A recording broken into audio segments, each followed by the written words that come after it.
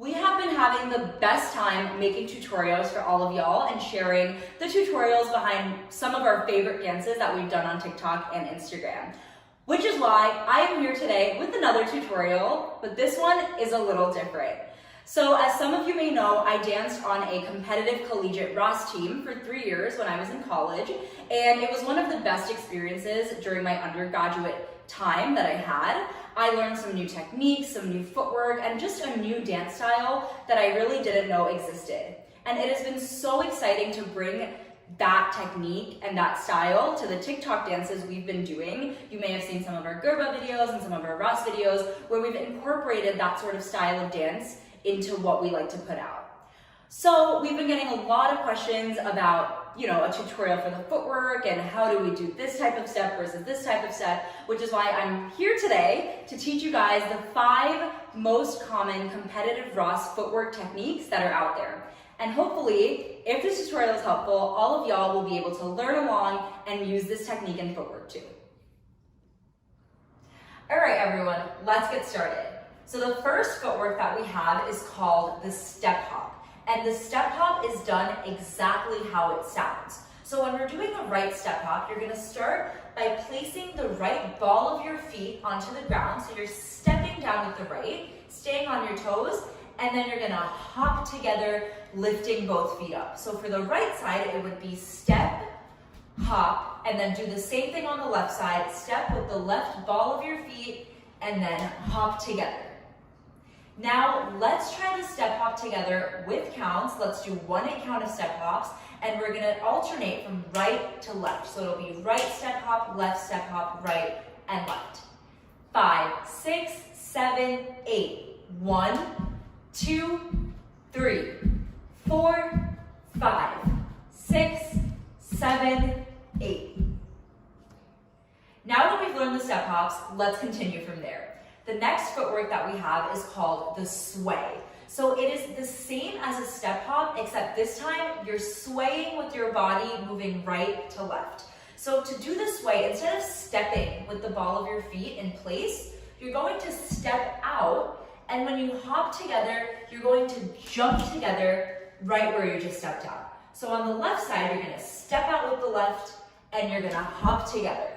And when I do sways, I really like to curve my back a little bit so that it gives me more of a natural grace and just smoothness that comes with the footwork. So if you're doing the sway, feel free to add in that, cute back bend to make it a little more stylistic and personal. Now, let's try 8 counts of sways together, alternating from right to left. 5, 6, 7, 8. 1, 2, 3, 4, 5, 6, 7, 8. The third footwork that we're learning is called a dig. So basically what a dig is when you're digging, you're going to jump onto the left leg, all right? And while you're jumping onto the left leg, your right foot is going to come behind your left calf. So this is what we call a right dig. So because your right foot is coming behind as you're jumping, so you're jumping, right foot comes behind the left calf, and then on the count, you're going to push out by just straightening your right leg out and jumping out and splitting center. So what it looks like is and 1. So that's a right dig, and you do the same thing on the left side. So for the left side, instead of jumping on the left leg, you're gonna jump on the right, hop on the right leg, bring your left foot behind your right calf. So when you jump, this is how it looks.